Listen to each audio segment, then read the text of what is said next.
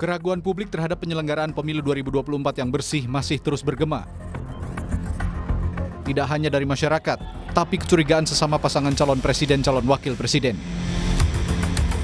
Bahkan Capres nomor urut 3 Ganjar Pranowo menyebut tim pemenangan nasional Ganjar Mahfud kini tengah mengumpulkan bukti-bukti dugaan kecurangan pemilu.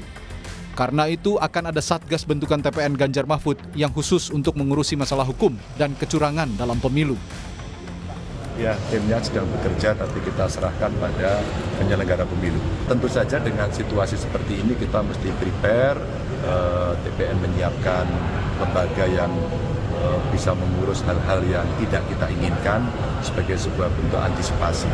Dan mudah-mudahan dengan kondisi-kondisi ini semua akan kembali pada jalan yang benar. Tim kampanye nasional Capres-Cawapres Prabowo Subianto Gibran Rakabuming Raka pun mengungkap ada indikasi dugaan kecurangan pemilu terjadi saat penjabat Bupati Sorong yang diminta memenangkan salah satu pasangan calon. Iya, yang disorong. Ya, bagaimana mungkin seorang penjabat bupati ya diduga diminta memenangkan salah satu pasangan calon. Ya, itu kan bukti yang sampai saat ini belum secara substantif dibantah bahkan oleh Pak Menko Polhukam yang notabene juga cawapresnya Pak Ganjar. Jadi memang ini potensi pelanggaran ya bisa terjadi di mana-mana dan kita tentu mengantisipasi. Analis politik berpesan, potensi kecurangan dalam pemilu harus segera diantisipasi, terutama soal mobilisasi kekuatan yang seringkali menggunakan instrumen kekuatan negara. Pasalnya hal ini dapat memicu konflik horizontal. Kalau kita bicara terkait dengan konteks kecurangan, kecurangan itu adalah sebuah praktik yang dilakukan secara tidak vulgar, tetapi kemudian dilakukan dengan cara-cara yang barangkali terstruktur, sistematis, tetapi tidak ditunjukkan di hadapan publik. Nah, terkait dengan hal itu, memang kecurangan ini yang kemudian berpotensi memunculkan dispute, memunculkan perselisihan yang justru bukan hanya pada level elit, tetapi pada level di akar rumput yang seringkali memicu konflik dan juga benturan antara kekuatan. Kekhawatiran publik akan penyelenggaraan pemilu 2024 yang tidak bersih, jujur dan adil mesti segera dijawab. Tidak cukup dengan penegakan hukum, tetapi juga kesadaran elit untuk menjunjung etika dalam berpolitik. Tim Liputan, Kompas TV. Isu soal kecurangan di pemilu ini bahkan sudah gembar-gembor disampaikan sebelum pemilu 2024 ini dimulai. Nah, kemudian apakah nanti ini akan berimplikasi kepada publik? Implikasinya sejauh mana kita akan bahas sore hari ini di program Rumah Pemilu bersama dengan dosen pemilu Fakultas Hukum Universitas Indonesia, ada Titi Anggraini. Selamat sore, Mbak Titi, apa kabar? Selamat sore, Mbak Maidok. Alhamdulillah kabar baik, sehat-sehat ya Mbak. Mbak Titi, langsung saja, ini kalau misalnya kita bahas soal tudingan kecurangan pemilu, ini juga muncul, bahkan munculnya tudingan dari sesama paslon begitu. Menurut Anda, apakah implikasinya sampai ke publik? Atau implikasinya apa sampai kepada publik? Ya, betul sekali ya. Betul, soal dugaan kecurangan 2019, tetapi agak unik di 2019 ini karena eskalasinya langsung kencang di awal ya. Kencang di awal dalam artian para pasangan calon di awal penetapan pasangan calon itu langsung menyoroti potensi atau dugaan indikasi adanya kecurangan. Kalau kita ingat 2004 selesai pemilu itu eksesnya kemana-mana begitu ya. Gugatan perselisihan hasil di 2009 bahkan ada ketidakpercayaan yang kuat terhadap validitas daftar pemilih yang ditetapkan oleh KPU.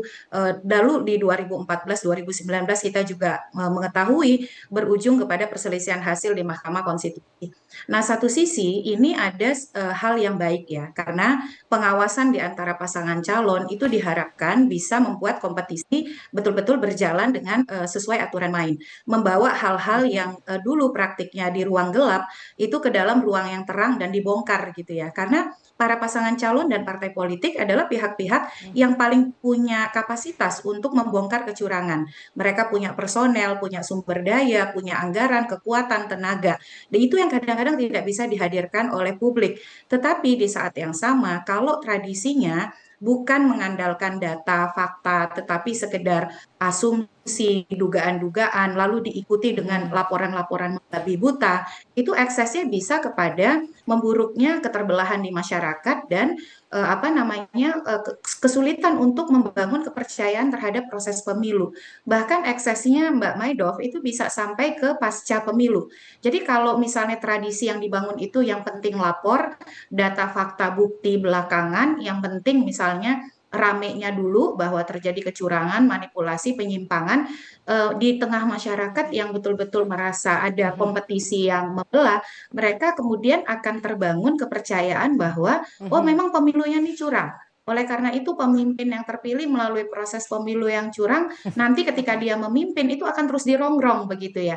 Itu bahayanya. Jadi saling mengawasi, saling melaporkan itu bagus, itu memang harus selalu didorong. Sesama peserta pemilu memang harus mengawasi, tapi asal jangan yang penting jangan asal lapor, jangan asal rame, jangan asal kontroversi. Tetapi siapkan data, fakta, bukti, bongkarlah kecurangan dengan koridor yang benar, lalu sambil dikawal. Sepertinya ketegangannya ini diprediksi bisa semakin memburuk begitu ya Mbak Titi. Dan kalau kita pinjam istilah dari warga Jawa Timur, nggak bahaya tah ini konflik horizontal bisa semakin buruk gitu.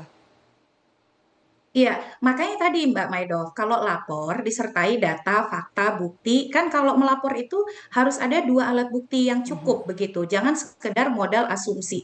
Di saat yang sama, jangan mengintervensi pengawas dan penegak hukum. Mintalah mereka bekerja secara terbuka, transparan, akuntabel, sehingga semua publik bisa ikut mengawasi. Kalau prosesnya terbuka, profesional, akuntabel, berintegritas, publik jadi tahu gitu. Ketika melalui proses hukum dan ada putusan, publik bisa menerima. Jangan juga memprovokasi publik dengan asumsi dan pernyataan-pernyataan provokatif yang memanaskan suasana. Jadi ikuti proses, kemudian membangun semangat siap menang siap kalah. Kalau memang kemudian misalnya ada pengawas atau penegak hukum yang dirasa tidak netral, berpihak, ambil langkah-langkah juga untuk menindaklanjutinya. Tetapi di saat menggunakan proses hukum ya, Mbak Titi, sorry saya potong, kalau juga, misalnya tadi kan Mbak Titi juga sempat menyinggung soal hasil pilpres nanti ya, dengan adanya tudingan soal kecurangan dalam pemilu ini, apakah juga nanti hasil pemilu bisa ada distrust dari publik terhadap hasil pemilu 2024? Kalau ekses dari pemilu sebelum-sebelumnya, Mbak, itu ada. Contohnya, sampai hari ini masih ada pemilih yang menganggap kecurangan pemilu 2019 itu dikontribusikan oleh contoh kotak suara kardus begitu ya. Padahal antara kotak suara kardus dengan hasil pemilu itu tidak terhubung gitu ya. Ada proses yang berbeda. Tapi kalau narasinya terus diprovokasi, kecurangan dikontribusikan oleh kotak suara kardus, perubahan hasil, itu di tengah masyarakat yang terbelah, hal-hal yang sifatnya asumtif itu bisa diyakini sebagai sebuah kebenaran. Ingat bahwa kita berada di tengah masyarakat yang lebih mementingkan emosi daripada data, fakta, dan juga pembuktian. Oleh karena itu tadi ya, itikat baik, teladan dari para elit, dari para pasangan calon, dari para politisi itu penting. Jadi ketika dia memproses suatu pelanggaran, melaporkan suatu pelanggaran, itu ditempatkan dalam koridor proses hukum yang benar, mengajak masyarakat mengawal, tapi bukan kemudian diikuti dengan teori konspirasi begitu ya, Mbak Titi, begitu. Nah itu yang tidak Mbak boleh. Titi, yang terakhir singkat saja Mbak Titi, lalu solusinya seperti apa? Baik dari penyelenggara pemilu, dari partai politik, dari publik, harusnya seperti apa nanti untuk mencegah kecurangan ini?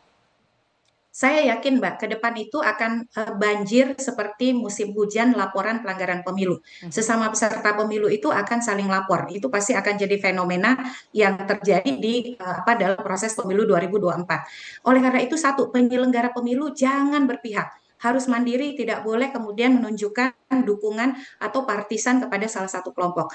Lalu pengawas dan penegak hukum, bekerjalah sesuai aturan main. Gunakanlah mekanisme penanganan pelanggaran secara terbuka, transparan, akuntabel, dan bersikaplah proporsional sesuai dengan prosedur aturan main. Jangan genit, jangan kemudian main mata, apalagi sampai membangun posisi yang berpihak atau ditangkap sebagai sesuatu yang partisan. Jadi berpegangan saja pada aturan main dan koridor hukum yang ada. Kalau memang publik melihat pengawas penegak hukum sudah bekerja dengan benar, maka masyarakat yang akan berada membela mereka begitu. Tapi kalau masyarakat melihat ada Oke. indikasi ketidaknetralan, itu akan memperburuk suasana. Di saat yang sama pasangan calon jangan ngomporin gitu. Kalau menggunakan langkah hukum, ya gunakan dengan baik, tidak perlu ditambah dengan provokasi-provokasi yang bisa makin membelah masyarakat kita. Oke, baik. Artinya penyelenggara pemilu jangan genit, lakukan saja pekerjaan sesuai dengan apa yang memang sudah sesuai dengan aturan, jangan larak-lirik begitu ya, supaya nanti hasil pemilu kita, pemilu 2024 juga bisa dipercaya, bebas dari segala bentuk kecurangan. Terima kasih dosen pemilu FH UI, Mbak Titi Anggreni sudah bergabung bersama kami di program Rumah Pemilu. Saya selalu, Mbak Titi.